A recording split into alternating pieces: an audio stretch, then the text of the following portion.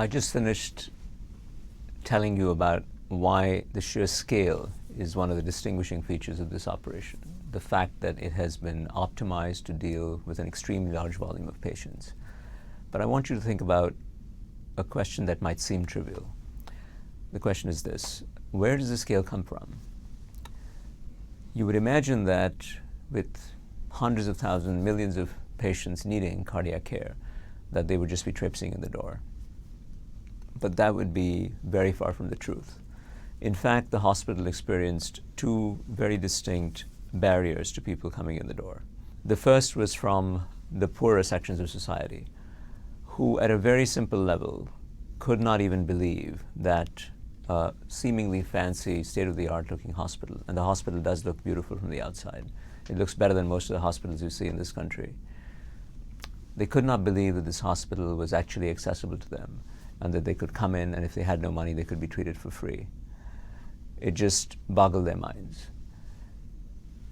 That was problem number one. Problem number two was that those who were better off, and this is a tough thing to say, probably thought that if there were so many poor people being treated in the hospital, that this would not be a great place for them to get cardiac care.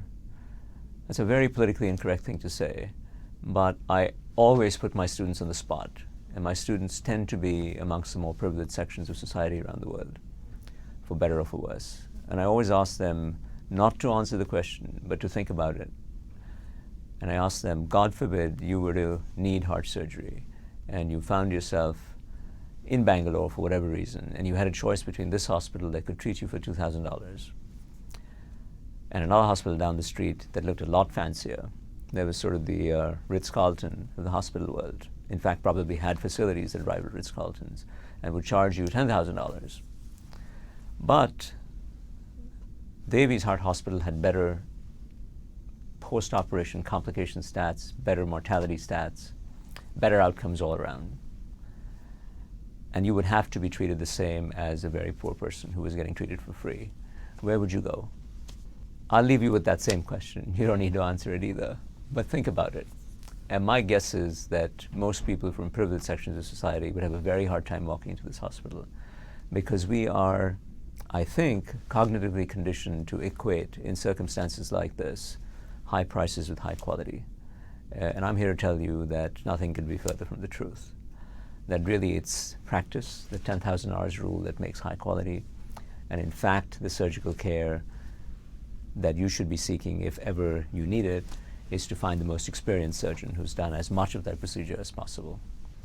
So those were the two behavioral barriers. The poor people couldn't believe that this was available to them, and the better off were not sure that they wanted to be mixed in with the poor people, because they automatically assumed that the care provided to the poor wasn't going to be high quality. And part of the entrepreneurial task here was overcoming those two barriers, which I think they've done to varying degrees of success. So let me address how the scale actually comes in. It's one thing to say that you want to build a model that's predicated on dealing with scale. It's another to get the scale, so to speak, to walk into the door. Devi has had to be an entrepreneur not only in medicine and in cardiac surgery and cardiology and so on, but he's had to be an entrepreneur many times over to compensate for the inadequate infrastructure around the hospital that would normally be associated with mechanisms to bring the patients in. The simplest example for this would, of course, simply be transportation. So patients are spread far and wide. Of course, there are a large number of patients in the immediate catchment area of the hospital, but that's not enough. There are patients in the rest of the state in which Bangalore, the city, is located. There are patients in the rest of southern India, the patients all over the rest of the country, the patients in neighboring countries. How do they get to the hospital? How do they even find out that the hospital exists? There's a basic informational barrier. Once they find out, how do they make sure that their whatever care, primary care, rudimentary care they have access to wherever they live, how do they know that that individual would recommend that they come to this hospital? And finally, how do they physically transport themselves? And particularly if they are of the poorer sections of society, and taking time off work is itself prohibitively expensive to their system. In other words, they can't afford even a day away from work. How do they actually get to the hospital? So Devi has had to invest a lot in outreach in a variety of forms, medical education, transportation services, telemedicine, insurance markets for medicine, all with a view ultimately and I'm being simple-minded about this with a view to bringing scale in, to making it possible for patients who need care, who otherwise couldn't get there for a variety of reasons, to actually walk into the hospital door. And this has been remarkably successful. I can provide some color around a couple of these efforts. Let's take medical insurance. As much as we malign medical insurance in this country, and we're currently going through the so-called Obamacare debates with different people polarized on different sides of what they think about this, at least we have medical insurance. The coverage of medical insurance in India, even today, is minuscule. I would guess that less than 10% of Indians are covered by medical insurance. The vast majority of care is out-of-pocket care. And for people who have no pockets, there is no care, in effect. What Devi did was start one of the very first medical insurance programs in India by essentially co-opting the state and going to the state and to the cooperatives around the country, around southern India, and essentially saying to them that if you pay as little as 10 cents a month, that, because of the very large numbers of patients involved, might be sufficient to begin an insurance program. That program has worked to some extent, but more importantly, it's been an example to others who have then started medical insurance programs. And collectively, it now means that millions of people, poor people around southern India, are now insured. And therefore, they can come into the hospital and ask for tertiary care of all sorts. So that's a pioneering effort. Now, when I look at Devi and his hospital system and his team, I don't think of an insurance entrepreneur. I think of a surgeon and a doctor and a philanthropist and a humanist. But in fact, I would say he has legitimate claim to being an entrepreneur in financial services. Take telemedicine.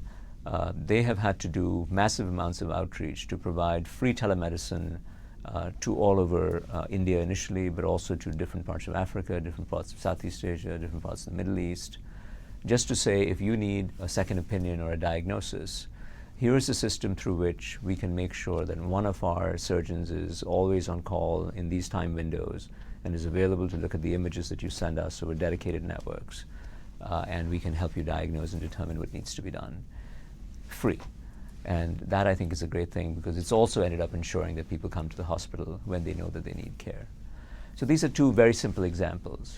One is telemedicine, state-of-the-art, using satellites that are out there with essentially spare capacity that normally would be spying on us and tracking our weather, and why not use them to do something like help people figure out if they need care. And the other is medical insurance. So both very far removed from the brick and mortar and the surgical practices of running a medical facility, but I would submit to you are incredibly important to making sure that the entire enterprise actually works. Because without them, there would be no scale. And without the scale, there wouldn't be the low costs and the high quality from practice that comes from scale.